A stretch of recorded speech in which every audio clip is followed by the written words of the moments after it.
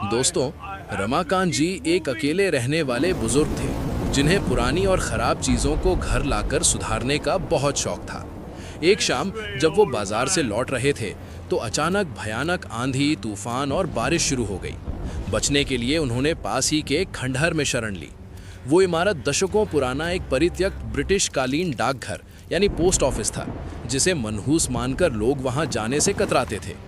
अंधेरे में कुछ टटोलते हुए रमाकांत जी का पैर एक पुराने लकड़ी के बक्से से टकराया। उन्होंने धूल साफ की तो देखा कि वो एक विंटेज एंटीक रेडियो था। उसके तार टूटे हुए थे और वो पूरी तरह कबाड़ लग रहा था, लेकिन रमाकांत जी को लगा कि इसे ठीक किया जा सकता है। बारिश रुकने पर वो उस भारी रेडियो को अपने साथ घर ले आए। रात का समय था। रमाकांत जी ने अपने कमरे में बैठकर उस रेडियो को खोला। उसके अंदर की मशीनरी में जंग लग चुका था और कोई भी तार जुड़ा हुआ नहीं था।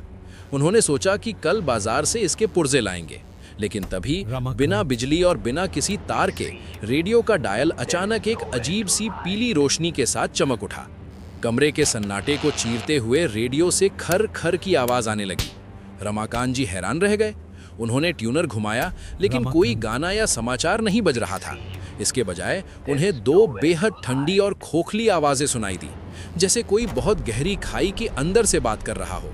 पहली आवाज, आज रात का पार्सल तैयार है। दूसरी आवाज, हाँ, श्यामनगर का रमेश, रात 2 बजे का समय तय हुआ है। रमाकांत जी को लगा कि शायद किसी पुलिस वॉकी टॉकी की फ्रीक्वेंसी गलती से इस रेडियो पर कैच हो गई है। उन्होंने रेडियो को बंद करने की कोशिश की, लेकिन उसका कोई भी बटन काम नहीं कर रहा था। कुछ देर बाद आवाजें खुद ब खुद बंद हो गईं। अगली सुबह जब रमाकांत जी ने अखबार पढ़ा तो उनके होश उड़ गए। श्यामनगर के रहने वाले रमेश नाम के एक व्यक्ति की बीती रात 2 बजे दिल का दौरा पड़ने से स्वर्गवास हो गई थी। अब रमाकांत जी को उस रेडियो से खौफ आने लगा था। अगली रात ठीक 12 बजे रेडियो फिर से अपने आप चालू हो गया। इस बार आवाजें और भी साफ थीं। वो उस पार की दुनिया के डाकियों की आवाजें थीं, जो इंसानों की रूहों की डिलीवरी का हिसाब रख रहे थे। अगले 2 दिनों तक रमाकांत जी ने जिन जिन लोगों के नाम उस रेडियो पर सुने, अगले दिन शहर में उनकी स्वर्गवास की खबर फैल गई। डर के मारे रमाकांत जी ने उस रेडियो को घर से दूर एक कचरे के ढेर में फेंक दिया।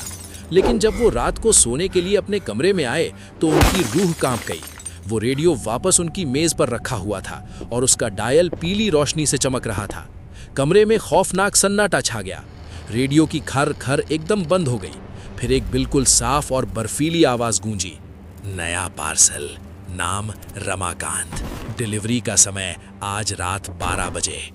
रमाकांत जी के पैरों तले जमीन खिसक गई। रात के 11:30 बज चुके थे। उनके पास सिर्फ 30 मिनट थे। उन्होंने घर के सारे दरवाजे और खिड़कियां अंदर से मजबूती से लॉक कर दिए। वो अपने हाथ में एक भारी डंडा लिए पसीने से तरबतर कमरे के एक कोने में सिकुड़ कर बैठ गए। उनकी नजरें दीवार घड़ी पर टिकी थीं। टिक टिक टिक, 11:58, 11:59 और फिर 12 बज गए। घड़ी ने 12 के घंटे बजाए। रमाकांत जी ने अपनी सांस रोक ली। कुछ सेकंड्स तक कुछ नहीं हुआ। उन्हें लगा शायद वो बच गए, लेकिन तभी उनके घर के मुख्य दरवाजे पर 3 भारी दस्तक हुई। ठक ठक ठक, जैसे कोई बहुत बड़ा और भारी इंसान दरवाजे के बाहर खड़ा हो। रेडियो एक आखिरी बार जोर से बजा और उसमें से एक फुसफुसाहट आई, तुम्हारा डाकिया आ गया है। तभी मजबूती से बंद दरवाजे का लॉक अपने आप धीरे धीरे घूमने लगा। एक भयानक चरमराती आवाज के साथ दरवाजा खुला। चौखट पर एक बहुत लंबा परछाई जैसा काला साया खड़ा था, जिसके हाथ में एक पुराना चमड़े का मेल बैग था। वो साया धीरे धीरे रमाकांत जी की तरफ बढ़ने लगा और फिर कमरे में हमेशा के लिए एक डरावना सन्नाटा छा गया। अगर आपको ये कहानी पसंद आई हो तो वीडियो को लाइक करें, दोस्तों के साथ शेयर करें और ऐसी ही डरावनी कहानियों के लिए स्टोरी टाइम सफारी को सब्सक्राइब करना ना भूलें।